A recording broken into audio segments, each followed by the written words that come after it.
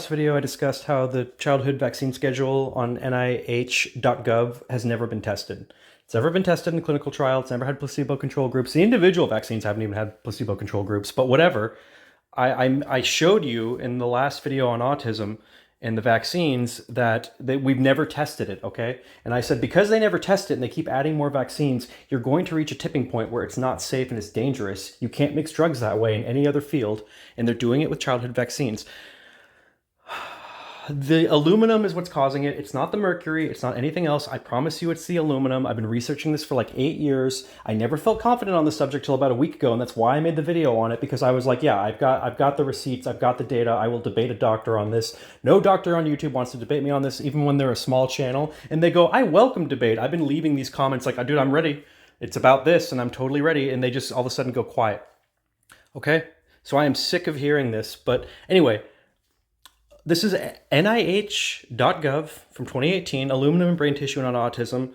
Let's just go to the aluminum content of brain tissue and autism was consistently high, okay? Consistently high. Same thing, by the way, with Alzheimer's. And we've had way more studies now on this exact thing since 2018. You can Google it. Your Google is not broken. You can Google it. So now let's look at how much aluminum can I inject into myself safely, okay? Where is that? Right here. It talks about the conversion rate, and it says, consequently, to avoid neurotoxic effects of aluminum, no more than 1 microgram of aluminum per kilogram of body weight should enter the bloodstream on a daily basis. Now, I'll hear doctors say, oh, the vaccines have very little aluminum in them. You get way more aluminum from ingesting it. Well, when you ingest aluminum, it's 1,000 times weaker. Literally, I can eat 1,000 micrograms of aluminum, shit out 999 micrograms, leaving 1 microgram in my bloodstream, okay? And I got a lot more than a kilogram of body weight, so like, it's not a problem, okay? It's not a fair comparison. Doctors say things all the time that are technically facts, but then they leave out, like, they're either ignorant. I think they're ignorant. I don't think doctors are evil, but I'm just saying, they say facts that shut people up, and I'm like, your facts are not very good, okay?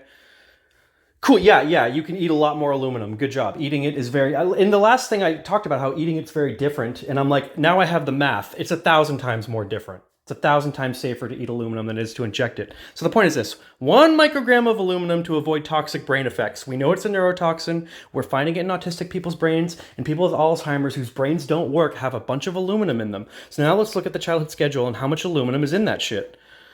Here we go. In micrograms, birth, that was hepatitis B. I talked about this in the last video. 250 micrograms. How many kilograms did my kid weigh when he was born? Probably 4. So then what would have been a safe dose for that day? 4. How much did they give him? 250.